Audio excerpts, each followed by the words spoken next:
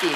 I'm Coren Mitchell. In the news this week, in Wiltshire, on a Cabinet Office day out, the Prime Minister regrets letting Dominic Raab lead the team-building exercise.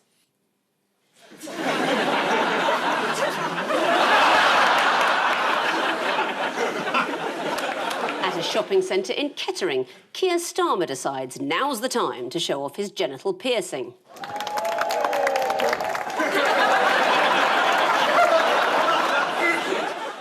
And in Salonika, one goat farmer meets opposition to his plans to move all the female goats to a different enclosure. Zapatero, ¿qué opina usted del gobierno de Zapatero?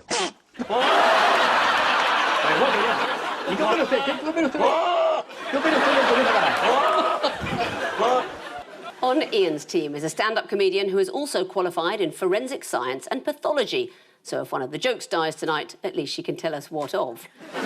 Please welcome Lina.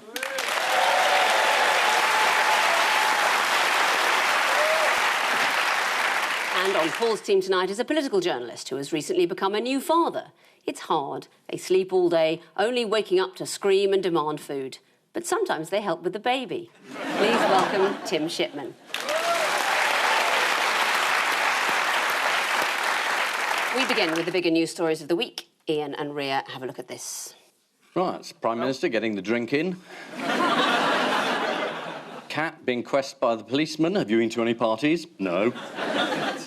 Nadine Dorries misunderstanding culture. That's how many rishis it takes to make one normal-sized person. So this is the government, and I think the main issue is Partygate, which just won't go away.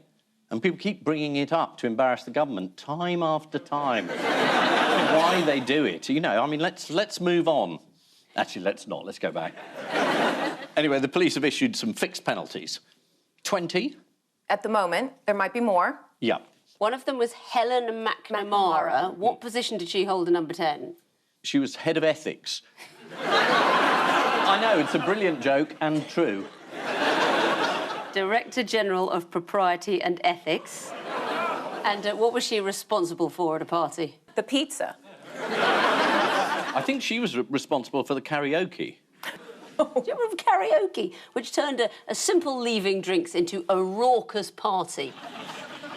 And they're still asking people, do you remember being at the party? And they're like, oh, I can't remember if I was at the party. Why can't you remember where you were at a year ago? I mean, there were so many parties happening at number 10. It must have been like Woodstock. You know what I mean? Like, if you can remember working for Boris Johnson during the pandemic, you really weren't there.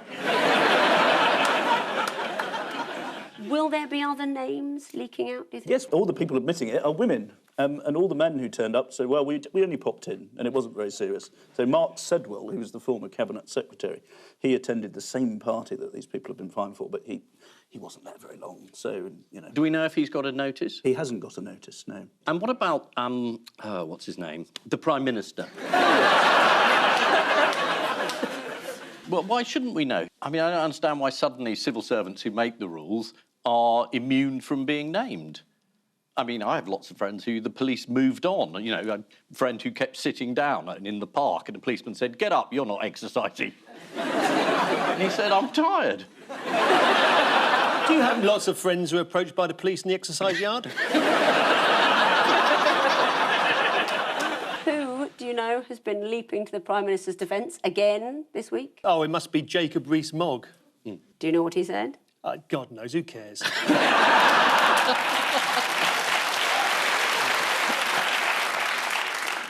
Jacob Rees-Mogg said on LBC, just because he's passed on information that turned out to be incorrect does not mean he's made a deliberate effort to mislead.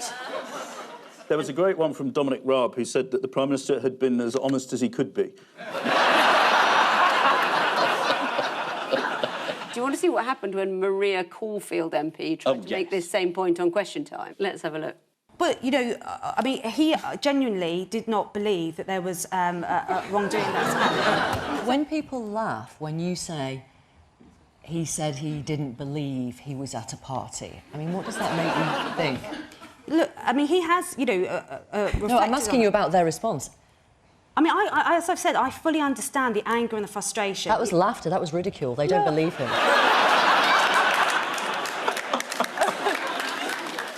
But is the Prime Prime Minister under threat? I mean, how's Rishi Sunak doing? Should we have a look at this poll? It was grassroots Tories saying how they felt. Yeah. Let's have a look how everyone's doing. Let's find Rishi Sunak. Oh, I can't see him there.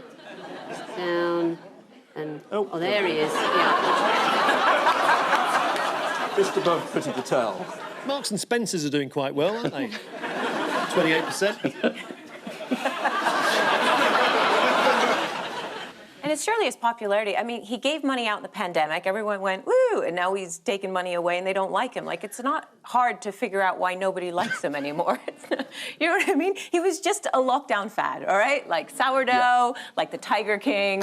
Unless he's the Tinder swindler, nobody cares anymore, right? He's the taxer maxer now. Yeah. He's the budget fumbler. He's the exchequer fecker.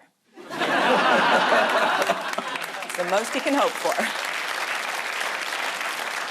And this was before something else has happened that might be a bit damaging to Rishi Sunak. What's that? Well, his wife, it turns out, is a non-dom. So whilst living in Downing Street, she is claiming that for tax purposes she lives in India in order to pull the wool over the tax authorities who report to her own husband lying in the bed next to her. That's about the crux of it. I was very confused by this because I thought non-dom meant that she wasn't sleeping with Dominic Raab.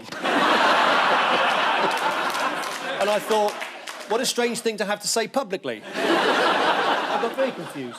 What move by the government are people saying is revenge for negative coverage? Well, that's the reference to the Culture Secretary, who's appeared and said that Channel 4 is being privatised. And I feel, you know, most people in this country at this moment, with fuel bills going up and a war on in the Ukraine, are really saying to themselves, I wish they'd privatised Channel 4. It's all very odd as well, isn't it? Because Channel 4 is all young people and wall-to-wall sex, drugs and gratuitous nudity. You would have thought Boris Johnson loved it. It's been a while since I've seen Channel 4 news. That's what it's like. I'm surprised he got time for the weather. Should we allow Nadine Dorries to explain the sound reasons behind the sell-off? She makes it all very clear. Let's have a look. I think the future and the longevity of that broadcaster should be brought into question and should be, particularly when it's a receipt of taxpayers' money, it is our responsibility to evaluate whether taxpayers are receiving value for money. But Channel 4 is not like the BBC. It's not in receipt of licence fee money. It makes its money from commercial operations. And so, although it's, yeah, and... Now, what about the curious case of David Warburton, MP? What can you tell me about him? They're taking A-class drugs. A-class drugs, that's it, cocaine. But it's a wonderful picture of a baking tray turned upside down with 3 lines on it, and I thought it was baking powder.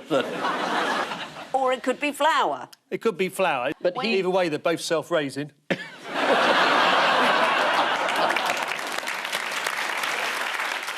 This is the news that one of the fines for Downing Street parties has been handed out to Helen McNamara, Whitehall's former head of ethics, which is now causing sleepless nights for Whitehall's head of irony. Civil servants have warned that the dribbling out by police of information about who did what when is in danger of turning into a game of Whitehall Cluedo. Boris Johnson in the Cabinet Office with a spanner, or Mad Hancock, as he was also known. Paul and Tim, take a look at this. Yeah. OK, there's Boris guaranteeing gas being supplied to people. Just stop us unfolding this sign. If I take my hat off, my hair is this big. And that's going to solve our energy crisis. There we go. I think that's Priti Patel sending someone to Rwanda. Yeah, even the cow backs away from him. Would you like to be Chancellor of the Exchequer?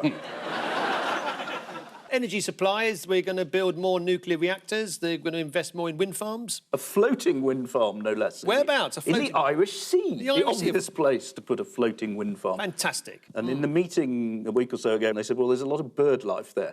And the Prime Minister's answer to this was, can't the birds just fly a bit higher? He really is a details guy, isn't he? Didn't they put a moratorium on onshore wind farms in 2015? Which has just meant that we've actually been using more fossil fuels lately, which of course is impacting climate change, which in turn impacts sea levels. So if he just waits long enough, all those onshore wind farms will be offshore wind farms anyway. Well, he has said, Boris Johnson, that he wants to keep fracking on the table. As long as it doesn't interfere with dinner. What does Grant Shapps say about wind turbines? Don't know. He says they're an eyesore, but that's OK, because the Business Secretary, Kwasi Kwarteng, says that they're going to be in Scotland. There's a lot of people in Westminster talking about the untapped sources of energy that we could actually use. And all I can say today is that when Liz Truss heard about Rishi Sunak's tax problems, she had a billion gigawatt smile. And if we could tap into that, we'd never need any other source of energy ever again. But she doesn't smile, does she, Liz Truss? She's a bit like Posh Spice, isn't she? She's always doing a selfie and never smiling. Yeah.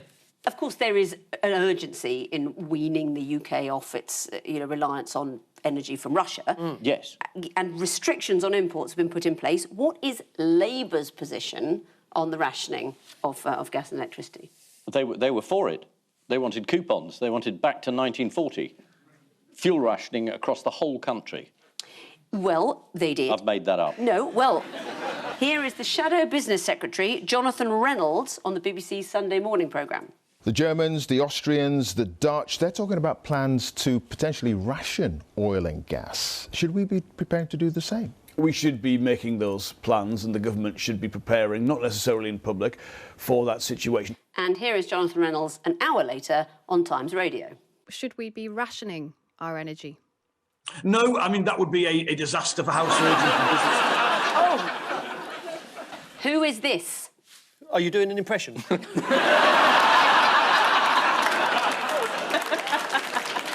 Oh, I see, down here. I'm sorry, I got confused. That is Cameron Ford from Insulate Britain. Oh, OK. Let's hear what he's got to say. My name's Cameron Ford, and I've just been to the Magistrates' Court in Crawley. And I frankly just told them what a waste of time and money it is. I think it's all a bit of a farce. That's why I've not really dressed very appropriately for being in front of a judge. But you need to insulate Britain. That is the top and bottom. And he's right, there was no insulation in the energy plans announced. But anyway, he's got a very nice tie on. People look more stupid at the Grammys. We've seen Cameron Ford before. Have we? Yes. Do you remember this? Morning, Mike. Oh, hello. What are you glued to, Cameron? Just your screen, unfortunately. Unfortunately? What do you do for a living, Cameron? I'm a carpenter. A carpenter, right. So how safe is that for the climate? Well, I work with timber, which is a much more sustainable material rather than concrete. I also But you work with trees that have been cut down then, don't you? It's a sustainable building practice. How is it sustainable if you're killing trees? Because it's regenerative, you can grow trees. Right. Well, you can grow all sorts of things, can't you? Well, you can't grow concrete. Okay.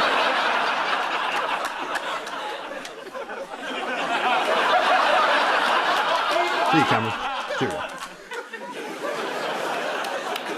Honestly, that's just ridiculous. What has happened to the Isle of Wight's 3 electric chargers? Oh, yes. Somebody's hacked into them. I don't really understand how this is. And they started showing pornographic films. That's it. Yeah, you thought I was making it up, didn't you? The Isle of Wight Council said staff are due to visit the charge points as a matter of urgency.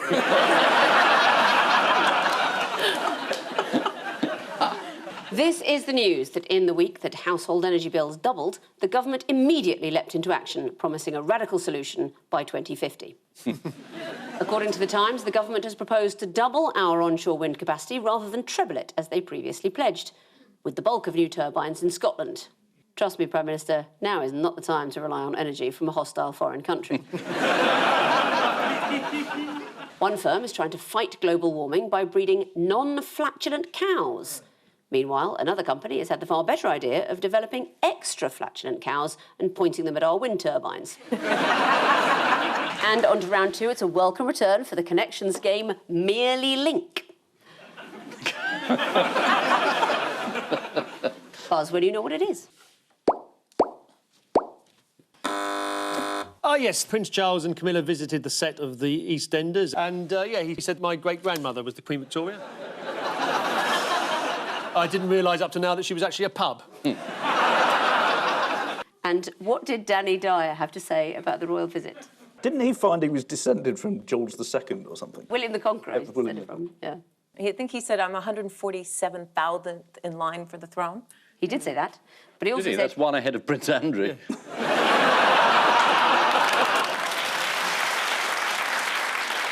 Danny Dyer described meeting the royal couple as very random, adding, they got mad faces when you're close. Is that how he talks like that? Does he talk like that? You're doing a lot of impressions tonight, aren't you? I'm a chameleon. Yeah. While we're on the subject of the royals... Yeah. Are we? What have we heard about a payment of £750,000 into Prince Andrew's bank account? Well, we've heard that it was a bit dodgy. And it came from a Mr. Turk from Turkey. I mean, we have to be fair. There is a version of events that said he gave this money as a wedding present. And I think most of us have had a £750,000 wedding present. And it's on the list, just below placemats from your aunt. There's a court case going on where a Turkish millionaire has accused Mr. Turk, her former financial advisor, of fraud. She paid the money over to Prince Andrew. She said that Mr. Turk told her she was paying Prince Andrew for helping her get a passport. Oh, really? Well, that's fine, then. Yeah. The Duke has since returned the money, and there is no suggestion of wrongdoing on his part. First time for everything. And how did Prince Andrew know Mr. Turk? According to the Sunday Telegraph, they were introduced by a convicted Libyan gun smuggler. It's classic Andrew. Finally, we say goodbye this week to one of the nation's most beloved actors, June Brown, who played Dr. Cotton in EastEnders. Why did her obituary in the Times go viral? Different June Brown? It was the same June Brown. Right. The obituary said this. June Brown, the actress best known for playing Dot Cotton, the world-weary, Bible-reading, chain-smoking laundrette manager in EastEnders, has died, aged 95. As a child, there was nothing Brown liked better than putting a rabbit in a biscuit tin, gassing it to death and then cutting it up.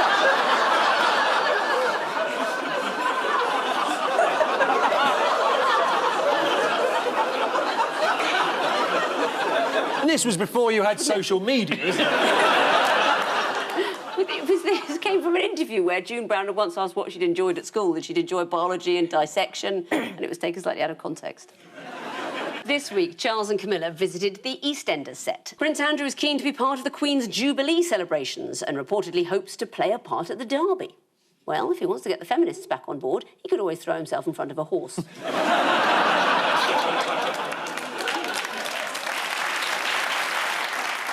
Fingers on buzzers, teams. Here's the next Merely link. Paul and Tim. Oh, yes, this is John Travolta, who bizarrely has visited a Morrison's in Norfolk. I mean, I was slightly surprised he was in the UK at all, because I assumed he preferred Greece. That definitely won't be going out.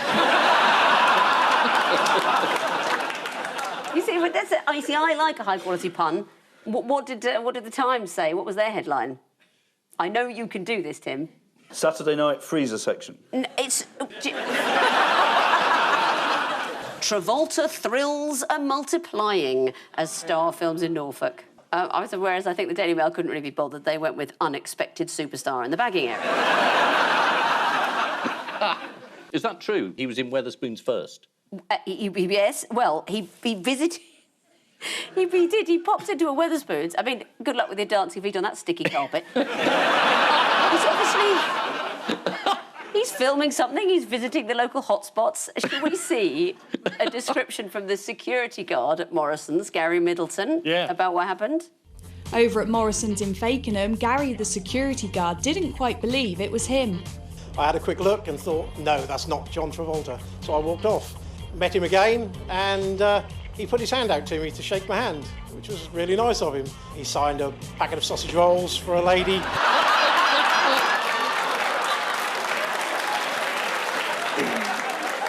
I think all news should be like this. It'd be brilliant. What do you think John Travolta was buying at Morrison's? You say buying, but the security guard had to go up to him twice. Yeah. You're the one that I want.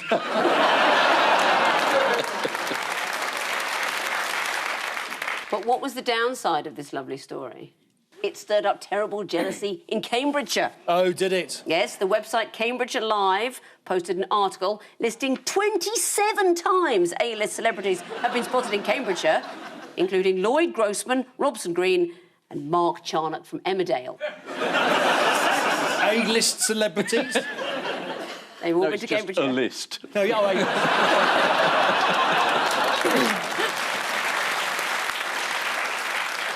This is the sighting of Hollywood superstar John Travolta in Norfolk. Norfolk, famous for its turkeys, where he's currently making one. While filming in Norfolk, Scientologist John Travolta visited a Wetherspoons pub, although he ran out 5 minutes later after hearing some of Tim Martin's crazy beliefs. Time now for the odd one out round. Just one between you this week. Your four are Justin Bieber, inventor of the top hat John Hetherington, footballer Calvin Phillips, and Matt Hancock. Only one of them needs a T-shirt to remind himself who he is. Yes. And that's why people keep walking all over him. We don't know why. If this is thing... I'm sorry if you feel you're not getting your money's worth. Justin Bieber was seen at the Grammys wearing a suit that didn't fit. Very, very, very big jacket and huge trousers. It was a custom-made Balenciaga outfit, I should just say. Oh, is it? Really? Did they get the measurements wrong? Yeah. People didn't like this outfit. People were... Someone wore the first top hat. Someone said, oh, take it off. You look like Jacob Rees-Mogg. Didn't top hats scare people when they first had them? No, according to the Huddersfield Chronicle of 1797... Oh, I remember getting it. On seeing the hat, dogs yelped and several women fainted. Where did they put the hat? So what's the odd one out? Oh, there's Calvin Phillips as well. Didn't he wear something stupid recently? Enormous pair of shoes, I think. Oh, they're the shoes. Oh, blimey. Do you want a pair of those shoes, Ian? Very fashionable. No, people will think they're pasties. Come and steal them from me. Yeah. I'm sure they're nice, but at least take them out of the bag first. They have all caused a fashion sensation, apart from Matt Hancock, who was deemed to be sensationally unfashionable. Here's Matt Hancock's outfit that got him into trouble. Someone on Twitter said he looked like the new corrupt member of AC-12 who gets bumped off in episode 3. Matt Hancock wore this outfit to go on a podcast, Diary of a CEO. They spelt that wrong. Do you want to see him squirming about in the turtleneck? Yeah. Here he is. You just start this section again. How would you like to start it? I don't mind all of it except the opening bit about casual sex. OK, fine. I haven't had casual sex with anybody. OK. I fell in love with somebody.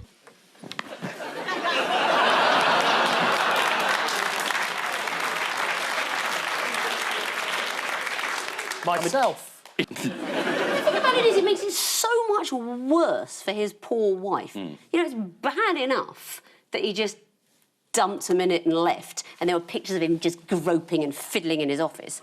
That was another impression, did you see that? I don't think it's the turtleneck that's the problem. I do like the phrase casual sex, though, and he objected to it, because obviously what he wants to have is more formal sex. In a top hat? Yeah. Yeah, knock that off, lady. Do you know when John Hetherington invented the top hat? Yes, 1782. 1797. Well, yeah, but it didn't work at first. According to the Huddersfield Chronicle of 1797, when John Hetherington wore London's first ever top hat, several women fainted. A female reaction not repeated in this country until that time Ian Hislop undid his top button at the Cheltenham Literary Festival. Time now for the Missing Words round, which this week features as its guest publication the newsletter of the Shropshire Mammal Society. And we start with German scientists discover that fish can what? German scientists discovered that fish can sign legal documents. Add up. Yes, German scientists discover that fish can do maths. According to new research, fish can do basic addition and subtraction using the numbers 1 to 5, or, as the Daily Star described it to their readers, tricky sums.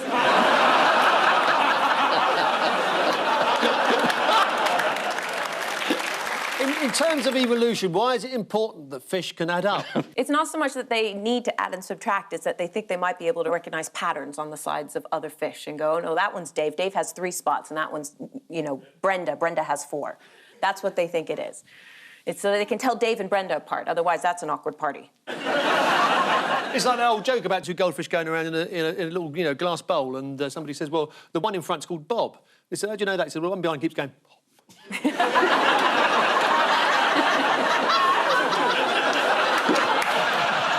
Next, workmen damage rare dinosaur footprints while what? While mucking about, having a laugh. The opposite.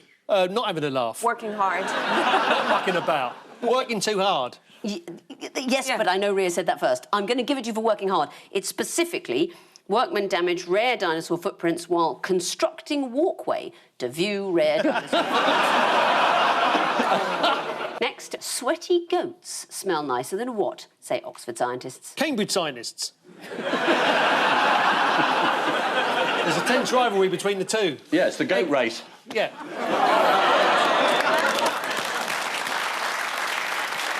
That was an interesting reaction. Started off as a groan. They thought about it. Thought, no, they deserve the clap.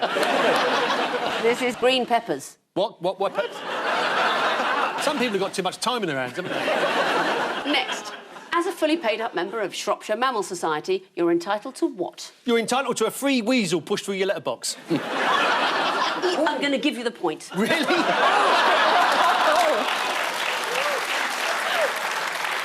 As a fully paid-up member of Shropshire Mammal Society, you are entitled to view Rick's webinar, An Introduction to Identification of Bone Remains from the Pellets of British Owls, for free. That's exactly the same as a free weasel for your letterbox.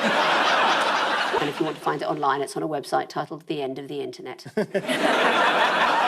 So, looking at the final scores, Ian and Rhea have 6, Paul and Tim are the winners with 8. No. Well done. Before we go, there's just time for the caption competition. School for retired air hostesses open in Blackpool. Next. Oh, bloody Joanna Lumley, she's in everything.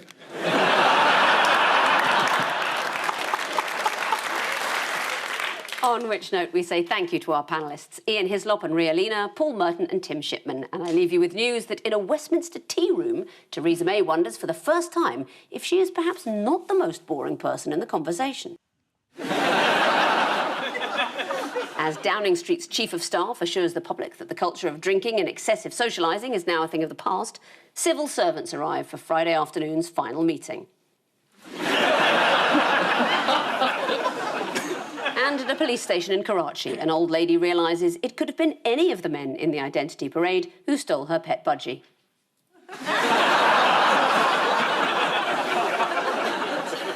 Good night.